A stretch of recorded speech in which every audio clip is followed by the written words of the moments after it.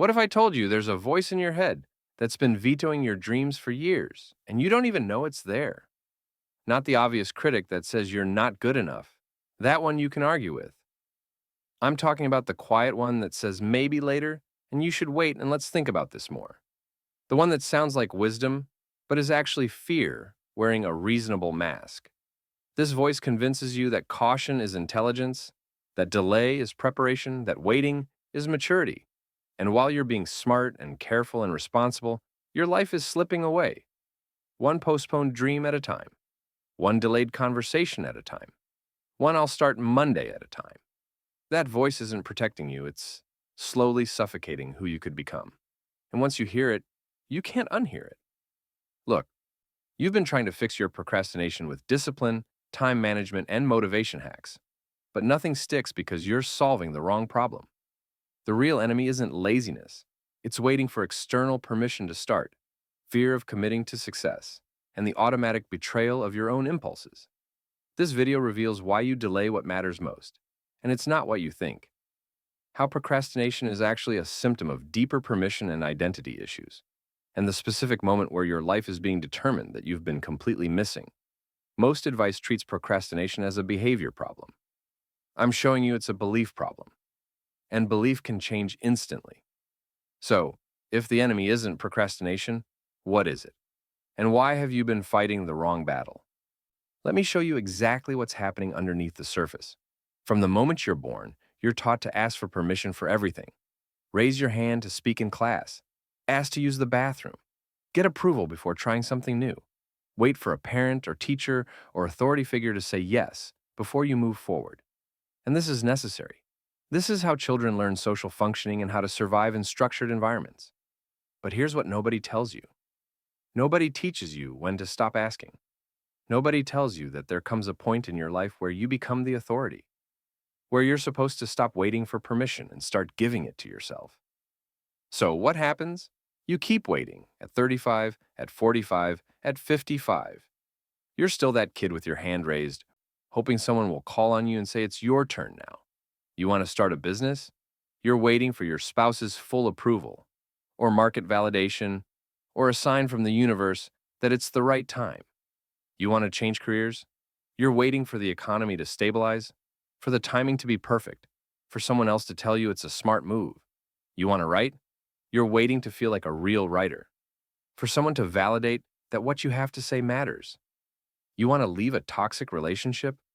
You're waiting for it to be bad enough that other people would understand why you're leaving. The permission you're waiting for isn't coming, because it can't. There's no external authority who can authorize your adult life. That's your job now. But nobody told you that. Let me tell you about someone I know. Brilliant business idea, clear passion for it, even had some experience in the field. But they couldn't start. Not for years. And when I asked them why, they had all these reasons. I don't have enough money yet. The timing isn't right. My partner isn't fully supportive. I need proof it will work before I invest time. I need to feel more confident. And every single one of those reasons sounds legitimate, right? They sound responsible and careful and smart. But here's what was really happening. They were waiting for permission, waiting for enough money, but they'd never defined what enough was. So it was always just out of reach. Waiting for the right time, but the right time is a moving target that never arrives. Waiting for their partner's full support. But full support for something risky is impossible to get from someone who loves you and wants you to be safe. Waiting for proof it would work, which is impossible before you start. Waiting to feel confident. But confidence doesn't come before action. It comes from action. It's a result, not a prerequisite. Years passed. The idea stayed unstarted. And they thought they were being responsible, thought they were being smart and careful. But they were actually trapped in a permission prison. And the authority figure they were waiting for didn't exist.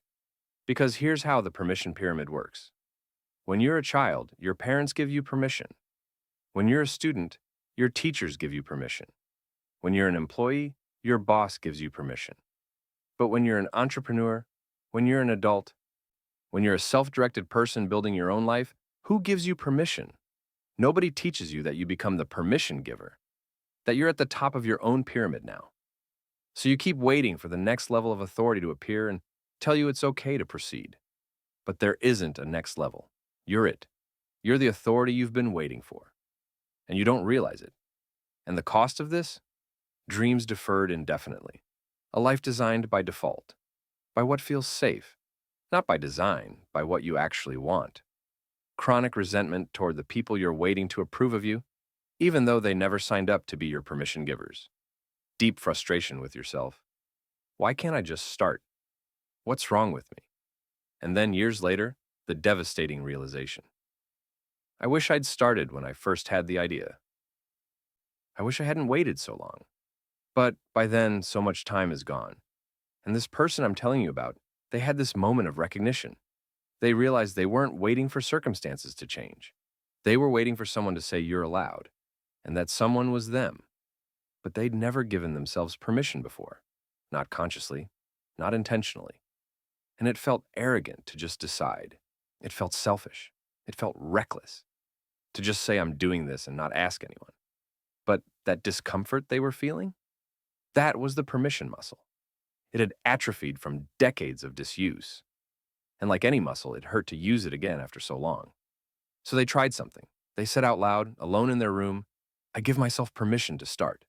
And it felt weird. It felt false. It felt presumptuous. Like they were breaking some fundamental rule of the universe.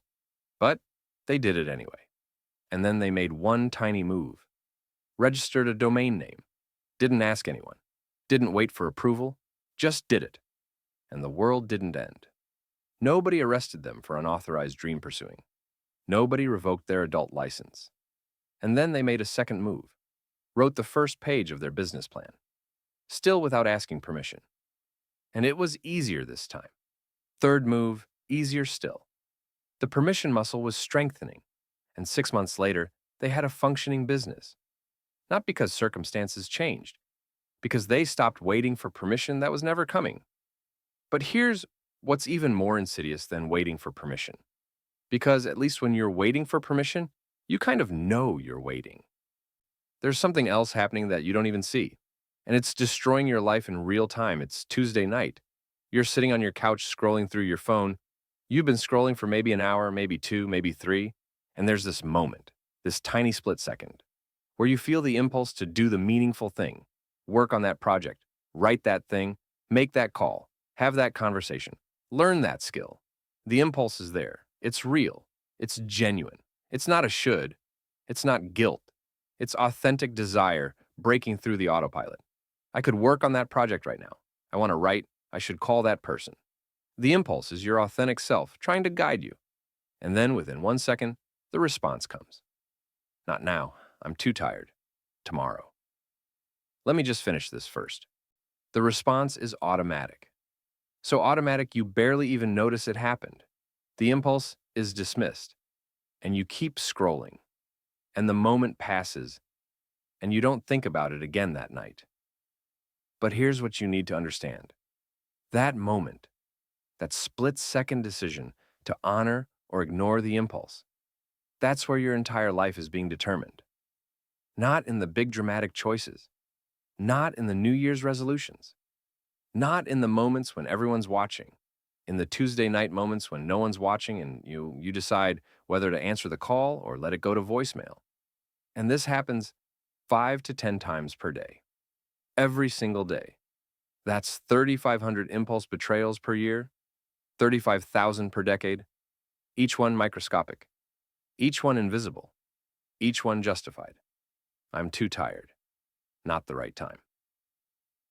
After this episode, tomorrow, accumulated over years, these tiny betrayals become an entire unlived life. The life you could have lived if you'd honored even half of those impulses. Let me give you a specific example. Someone wants to write a book. They've wanted to write it for 5 years. And the impulse hits them regularly, multiple times per week. Sit down and write, work on the book. Open the document. And every single time, the response is automatic. After dinner, this weekend, when I have more time, when I feel inspired, and 5 years pass. The book is unwritten, and they think they're procrastinating. They think they lack discipline. They think they're lazy. but what they're actually doing is practicing impulse betrayal. They're training themselves to ignore their own genuine desires. Every time the impulse comes and they say, "Not now," they're sending a message to their authentic self. Your guidance doesn't matter. Your desires aren't important. I'm going to ignore you. And eventually, after enough betrayals, the impulses stop coming altogether. The authentic self stops trying to guide you because you've proven you're not going to listen anyway. And then you become the person who doesn't know what they want, not because you don't want anything, but because you've trained yourself to ignore wanting. And here's the mechanism underneath this. The impulses are your authentic self trying to guide you toward your actual life. The immediate not now response is fear and conditioning in your false self, the self that was built to keep you safe and comfortable and accepted. And every time you honor the false self over the authentic self, you strengthen the false self. Every time you betray the impulse, you train yourself not to listen to your own wisdom. And the pattern gets stronger and stronger until it's completely automatic, until you don't even notice it's happening anymore. And why do we do this? Why do we betray the impulse? Because following the impulse requires commitment. And commitment is terrifying. If I write today, I might write something good. If it's good, I'll want to finish it. If I finish it, I'll want to share it. If I share it, I'm declaring I'm a writer. And that identity requires maintenance. I can't just declare I'm a writer and then not write. I'd have to keep writing. I'd have to commit to that version of myself. And what if I fail at maintaining it? What if I start and then stop? What if I commit and then realize I don't want to be committed? So it's safer to just not start. Safer to stay in potential. Keep all the options open. I could be a great writer if I tried. I could build amazing things if I started. As long as I don't try, the potential stays intact. But potential without action is just comfortable delusion. You're trading actual growth for imagined capability. You're choosing the fantasy of who you could be over the reality of who you're becoming through action. And staying in potential feels safe, but it's a prison. A comfortable prison, but a prison nonetheless. And this person with the book, they finally had a breaking point. The impulse came. Sit down and write. And instead of the automatic, "not now," they paused. They noticed the response trying to come, and they decided to override it. They sat down.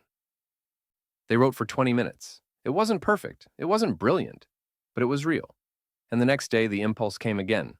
Right now. And this time, it was a tiny bit easier to honor it. They wrote for 20 minutes again. Third day, fourth day, fifth day. They were practicing impulse honoring instead of impulse betrayal. And 6 months later, they had a complete manuscript. Not because they suddenly became disciplined or motivated, but because they started honoring the impulses that had been there all along. The impulses were always right. The not now response was the enemy. So, let me break down what you need to understand. First, you're waiting for permission that doesn't exist. No one can authorize your life but you. The permission you need isn't out there. It's the decision to stop asking for it. Self-authorization isn't arrogance, it's maturity. It's stepping into the role you're supposed to occupy as an adult. Second, the impulses to do meaningful work are your authentic self breaking through conditioning. Every time you betray them with later or not now, you train yourself to ignore your own wisdom. Honor impulses immediately, even imperfectly, or they stop coming. Third, you're not afraid of failing. You're afraid of succeeding and having to maintain it. Starting means committing to becoming someone who does this thing. That identity change is terrifying because it closes other doors. But those other doors were never real anyway. They were just fantasies you were keeping open to avoid committing to anything real. Fourth, staying in potential feels safe, but it's a prison. I could if I wanted to protect your ego, but it steals your life. Actual mediocre action beats imagined perfect action every single time because only one is real. And fifth, procrastination is a symptom. The disease is externalized permission-seeking and impulse betrayal. Fix those, and procrastination dissolves without willpower or discipline. You don't need more time management. You need to stop waiting for permission and start honoring your impulses. And here's the paradox. The more you wait for the right time, the more wrong every time becomes. The more you seek external permission, the less capable you become of authorizing yourself. The only way to become someone who acts is to act before you feel like someone who acts. You don't wait until you feel like a writer to write. You write and become someone who feels like a writer. Action creates identity. Identity doesn't create action. So how do you actually break this pattern? How do you stop waiting for permission and start honoring your impulses? Let me give you something practical. Every morning before starting your day, say out loud, I give myself permission to, and fill in the blank with something specific. I give myself permission to start before I'm ready. I give myself permission to disappoint people. I give myself permission to want what I want. I give myself permission to fail publicly. I give myself permission to take up space. Say it even if it feels uncomfortable, especially if it feels uncomfortable. That discomfort is the permission muscle waking up after years of atrophy. This retrains your brain. You are the permission giver. Not your spouse, not your boss, not the market, not the universe. You. When you feel the impulse to do meaningful work, set a 2-minute timer. Whatever the impulse was, do it for just 2 minutes. Don't negotiate. Don't say after this. Just do it immediately. Write impulse? Write 1 paragraph. Call impulse? Make the call. Move impulse. Do 10 push-ups. This trains impulse honoring instead of impulse betrayal. Micro-honoring builds macro trust in your own guidance. Your authentic self learns you're listening now. The impulses will come more frequently and more clearly because you're proving you'll act on them. Before bed, write down today, I felt the impulse to blank, and I responded with blank. Example, I felt the impulse to work on my project, and I responded with after dinner and didn't do it. Track the pattern.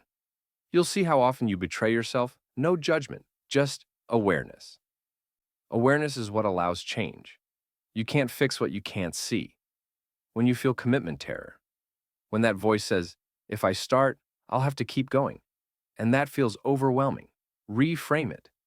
From if I start, I'm committing forever to, I'm committing to today. Tomorrow is tomorrow's decision. You're not committing to being a writer. You're committing to writing today. You're not committing to running a business for the next 30 years. You're committing to taking 1 step today. This removes the overwhelm of permanent identity change, makes starting possible. And every Sunday, ask yourself, what did I give myself permission to do this week that I wouldn't have done last month? Celebrate it even if it's small. Then ask, what am I waiting for permission to do that I could authorize myself to do next week? Choose one thing. Give yourself permission. Do it. Weekly practice of expanding your permission-giving capacity. So here's what we've discovered. Your biggest enemy isn't procrastination. It's the habit of waiting for permission that's never coming and automatically betraying the impulses that are trying to guide you. You've been trained to be a permission seeker when you need to be a permission giver. You've been practicing impulse betrayal when you need to be practicing impulse honoring. And the moment you see this, the moment you understand that you're both the prisoner and the warden, everything can change. Not someday. Today. You don't need permission to start. You don't need permission to want what you want. You don't need permission to be ambitious, to rest, to change your mind, to disappoint people, to become who you're meant to be. You are the only authority on your own life. And the moment you stop asking and start authorizing, procrastination disappears. Not because you became more disciplined, because you stopped waiting for someone to tell you it's okay to begin. You're not procrastinating. You're sovereign. And sovereign people don't ask, they decide. I know you've been waiting for the right time, the right resources, the right feeling, the right permission. But here's the truth. The wait is the waste. Every day you spend asking, am I allowed, is a day you're not spending asking, what do I want? And what you want matters. Your impulses aren't distractions. They're directions. Your desires aren't selfish. They're sacred. And you don't need anyone's permission to honor them. You just need to give yourself permission, which you can do right now, in this moment, with one decision. I authorize my own life. That's it. That's the beginning. That's the end of procrastination. That's freedom. If this helped you see what's really been holding you back, drop a comment and tell me what's one thing you've been waiting for permission to do that you're going to authorize yourself to start this week. And if you want more truth about what's really blocking you, not surface level productivity tips, but the deep psychological patterns that keep you stuck, subscribe. Because you don't need more time management. You need to understand yourself. And once you do, everything else becomes simple. I'll see you in the next one. Now go give yourself permission.